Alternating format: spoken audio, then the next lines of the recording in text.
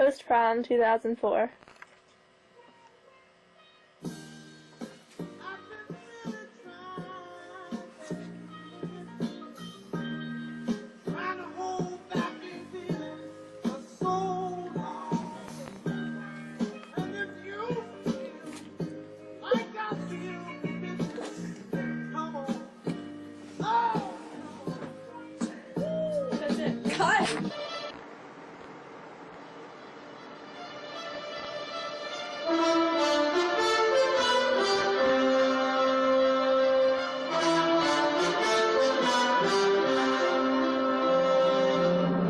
Live from Gas Studios in Cherry Hill, New Jersey, our very own newscaster is bringing you a special report. Human nature. It is undeniable Homo sapiens have been having sexual intercourse since the beginning of the human race. The act is necessary to procreate. However, procreation is not always the intention. This brings us to the subject of abortion. Who can have one? When is it legal? And when is it morally okay? These questions can never be answered. Yet, we can take a look at those opinions of people who do matter. In the next 20 minutes, we will view abortion addressed in film and find out whether or not Hollywood is in fact biased in the matter.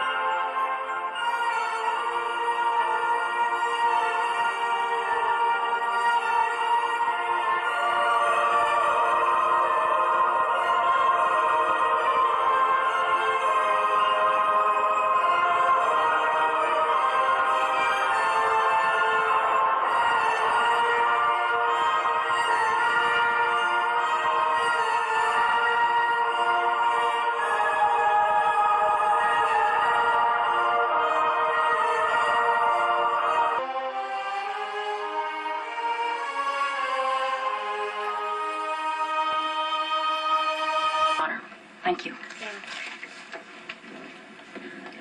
Pregnancy disrupts a woman's body. It disrupts her education. And it often disrupts her entire family life. And we feel that insofar as there are any rights that are fundamental, pregnancy is a matter of such fundamental and basic concern to the woman involved that she should be allowed to make the choice between continuing and terminating her pregnancy. Mrs. Whittington, I trust you're going to get to what provisions of the Constitution you're relying on? Your Honor, as I'm sure you are aware, the lower court held that a woman's right to decide whether or not to continue her pregnancy rested upon the 9th Amendment, which grants to the people those rights not specifically granted to the government. I think the 14th Amendment is an equally appropriate place under the rights of the people to life, liberty, and the pursuit of happiness. You're relying in this branch of your argument simply on the due process clause of the 14th Amendment? We had originally brought the suit alleging both the due process clause, the equal protection clause, the Ninth Amendment, and a variety of others. Now, since... And anything else that seems appropriate? Yes. Do you make any distinction based upon what period of pregnancy the abortion is performed? No, sir. I feel the question of a time limit is not strictly before the court. Well, what is your constitutional position, though? It is our position that the freedom involved is that of a woman to decide whether or not to continue her pregnancy. Obviously, I have a much more difficult time in saying the state has no interest in late pregnancy. Why? Why is that? I feel it's more the emotional response to a late pregnancy rather than any constitutional... Emotional response by whom? I guess by persons considering the issues out...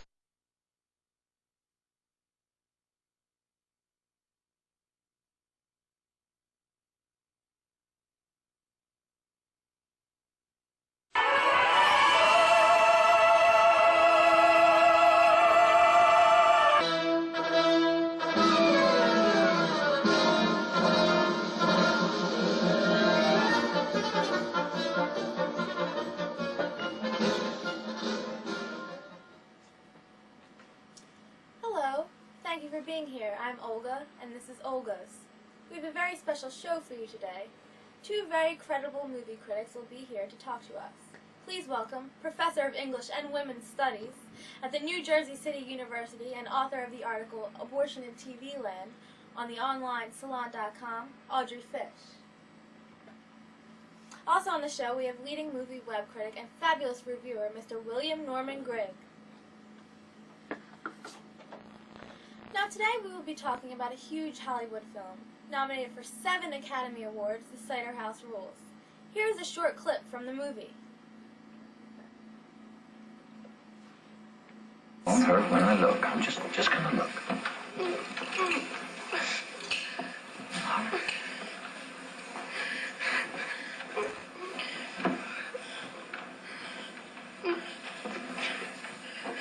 Dear child, did you do something to yourself? It wasn't me. It wasn't me. Did you go to someone else? He said he was a doctor.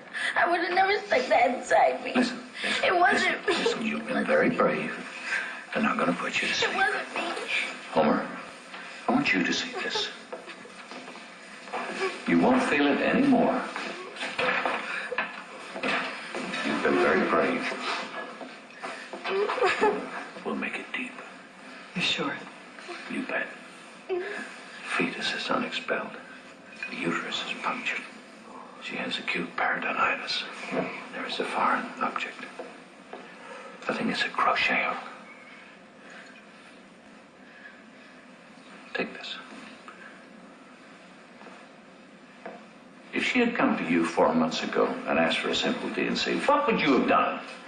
Nothing. This is what doing nothing gets you. It means that somebody else is going to do the job. Some moron who doesn't know how. You should come to me, dear child.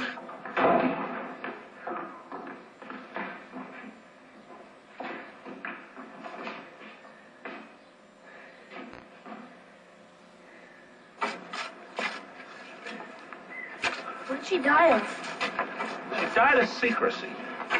She died of ignorance. Oh.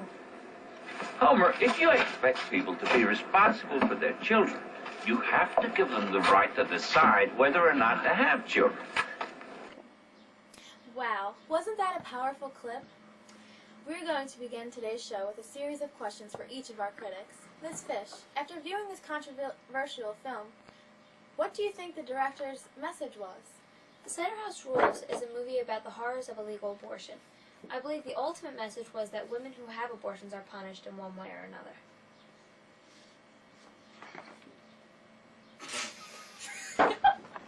Go. Interesting. Mr. Grigg, what is your opinion on the matter? While the Cider House Rules seeks to sanctify as holy and compassionate the most preying and murderous acts, it basically makes killing babies easy for the audience to watch. Audrey, you say that everyone who has abortions in the film ends up being punished. Can you elaborate on that? The leading woman's role, Candy, played by Charlize Theron, undergoes an abortion. Everything seems to be going fine for her until her fiancé suffers from a disease that paralyzes him from the waist down, thus shattering Candy's hopes to ever become a mother. The punishment of women receiving abortions proves the director is favoring the pro-life standpoint. William. Hello. You believe this movie is basically distastefully biased, favoring pro-choice matters. Can you back this up with any examples? Well, first of all, Dr. Larch, played by Academy Award winner Michael Caine, insists that an abortion is just as much God's work as was delivery. In fact,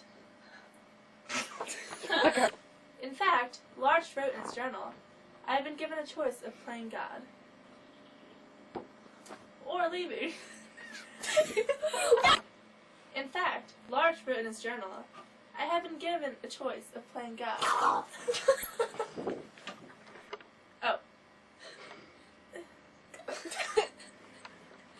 It's recording.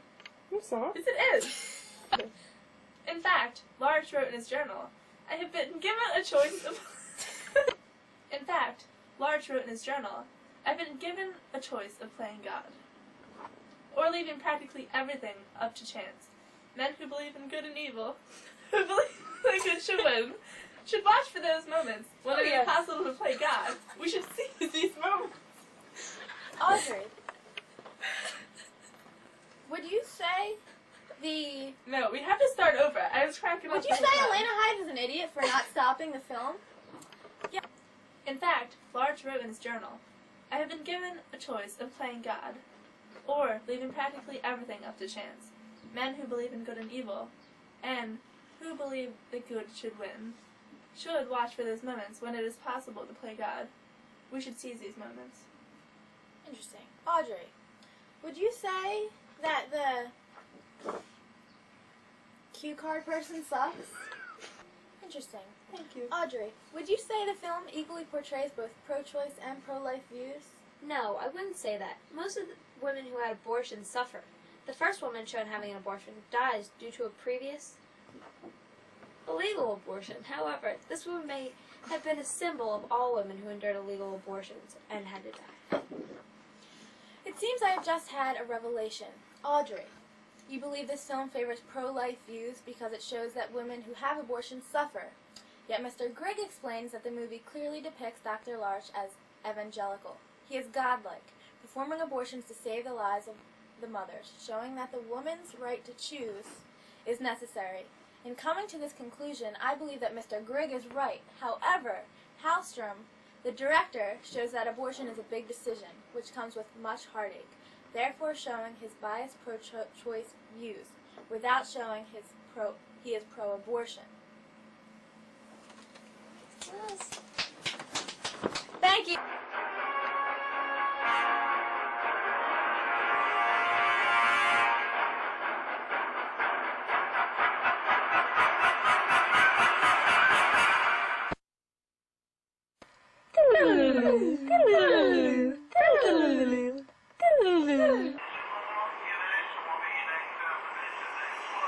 All right. Then the pregnancy. I didn't know she was pregnant. Of course I didn't. I didn't know because she hadn't told me. She hadn't told me because I had told her that I'd slept with someone else, so I didn't find out she was pregnant till way later. We were going through this good period, and I made some crack about having kids, and she just burst into tears, and I said, "Well, what is it, you know? What?" And I made her tell me, and she did. And I went into this brief and ill-advised bout of self-righteousness, you know. What right do you have? My child, too. Blah, blah, blah, blah, blah, blah. That pretty much... The main character, Rob, played by John Cusack, was cheating on his girlfriend, Laura. She finds out about his infidelity and decides to terminate her pregnancy without telling him. It shows that the woman is not always the one being punished for having an abortion. A man is punished because he caused her to have one. The 3-minute scene is the most significant one in the movie. The film adds only one thing to the abortion debate, the unusual theme of male responsibility. It suggests that an abortion isn't only about a woman's right to control her own body, it's about a man's refusal to grow up. It conveys an almost revolutionary take on abortion. High Fidelity, in context free of dogma and high drama, represents Laura's abortion as a brief moment of crisis, which does not doom her to eternal unhappiness. In fact, the film gives Laura and Rob a happy ending. When has a movie ever suggested that a woman can have an abortion and move on with her life?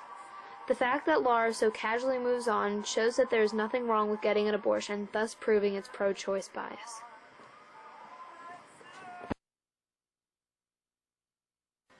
You're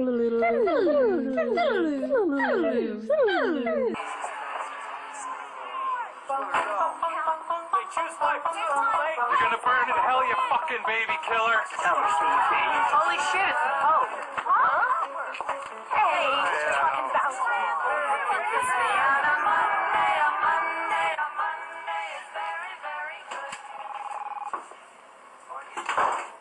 Jesus. You're a Catholic, can't you talk to them? They hate me more than you, no doubt. At least you have an excuse. You're... Snoot to the motherfucking news!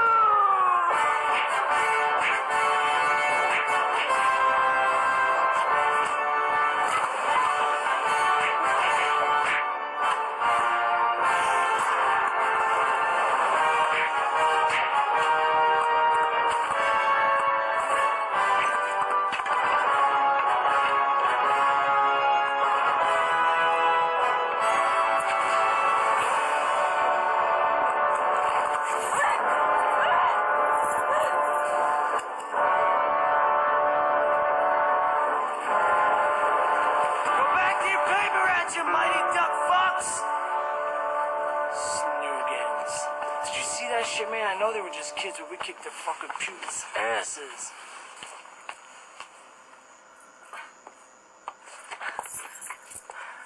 I don't know what to say or think, except... That your all first sex is a reward? That I'd like to know who they and you are. Oh, I'm Jay, and this is my head of a life mate, Silent Bob. I don't know who those kids were, but they would have kicked yours and Lunchbox's asses if I hadn't represented. Well, thanks for being out here so late. Protesters? You mean those dickheads with the signs and pictures of dead babies? Shit, no. Me and Silent Bob are pro-choice. Women's bodies are their own fucking business. The blockbuster hit Dogma shows both pro-life and pro-choice opinions. However, it tends to favor pro-choice. The first scene shows the hero, Bethany, going to her place of employment, an abortion clinic. As seen in the clip, a mob of angry protesters chase her into her office.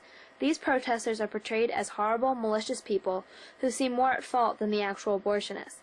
What is even more overwhelming is the fact that the hero chooses to work at an abortion clinic although she is Catholic. Therefore, one can be a good person, a good Catholic at that, and also be pro-choice. Then, teenage icons Jay and Silent Bob express their opinions by saying the woman has the right to do whatever she wants with her body, thus again proving its pro-choice bias.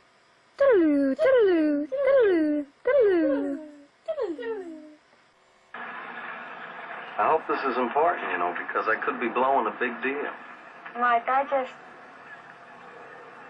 just want you to know that I'm pregnant. How do you know it's mine? I mean, we only did it once. I haven't been with anybody else. I know it's yours. Jesus. I mean, it was your idea. You wanted to do it. You wanted it more than I did. No. Take that back. All right, all right. Take it back. Look, we got to do something about it. I mean, we got to get an abortion. My brother Art got his girlfriend one once. It's simple. I mean, it's no big deal. Yeah. I got that plan. It's going to cost $150 at the free clinic. Doesn't sound free to me. I suppose you want me to pay for it. Half, okay? And a ride to the clinic? $75 and a ride. Okay. Okay. Thanks.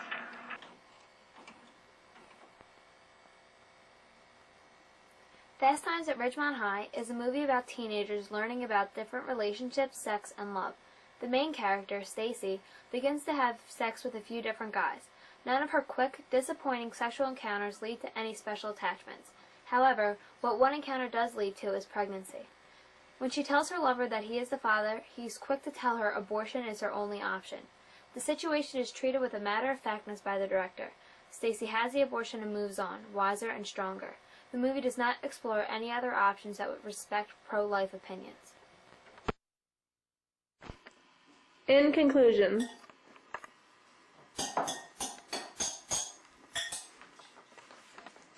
about damn time, woman. Sorry, dear.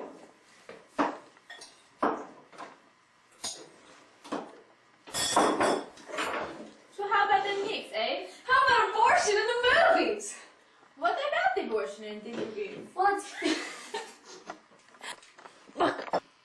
in conclusion,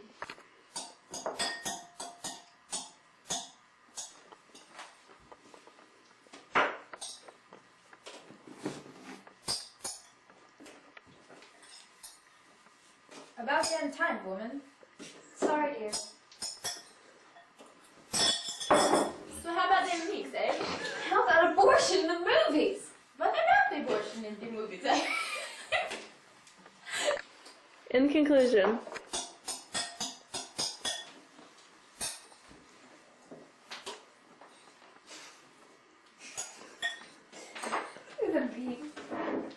About damn time, woman. Sorry, dear.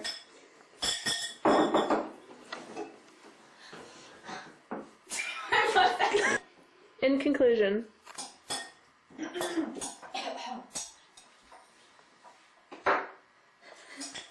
That was her. in conclusion,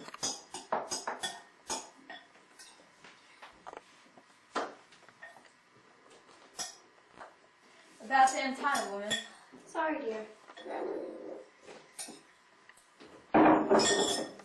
How about the mix, eh? How about abortion in the movies? What about the abortion in the movies? in conclusion,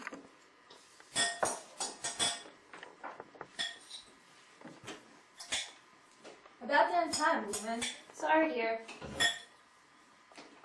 How about the mix, eh? How about abortion in the movies? What about the abortion? Well, it's clearly biased. Everybody with any girl in Georgia. in conclusion,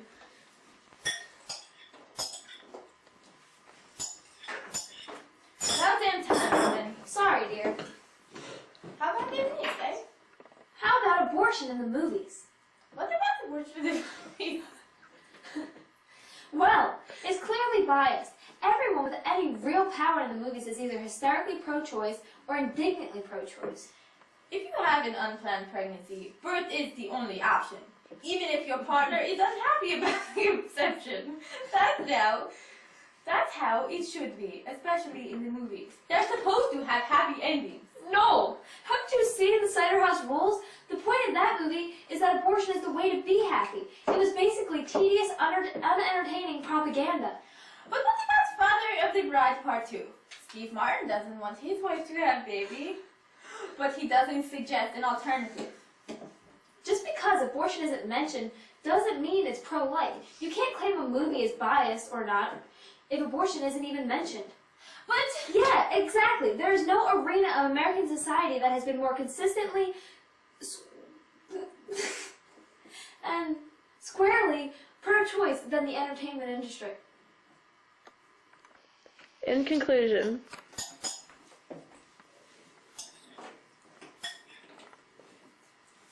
About damn time, woman. Sorry, dear. How about the mix, eh? How about abortion in the movies? What about the abortion in the movies? Well, if... in conclusion,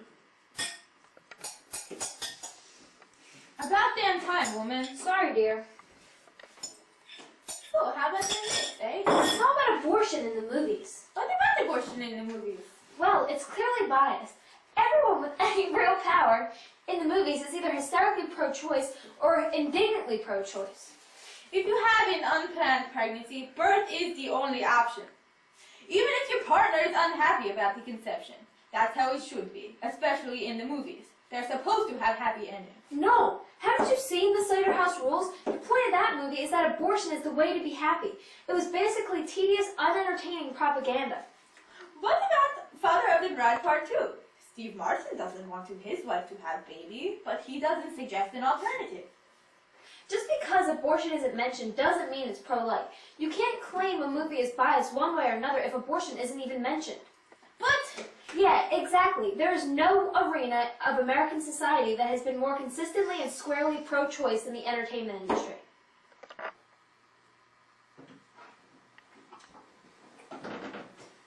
There you have it.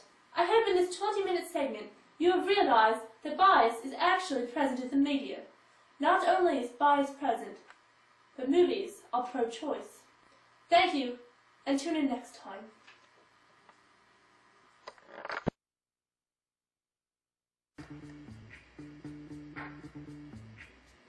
Yo, VIP. Let's kick it.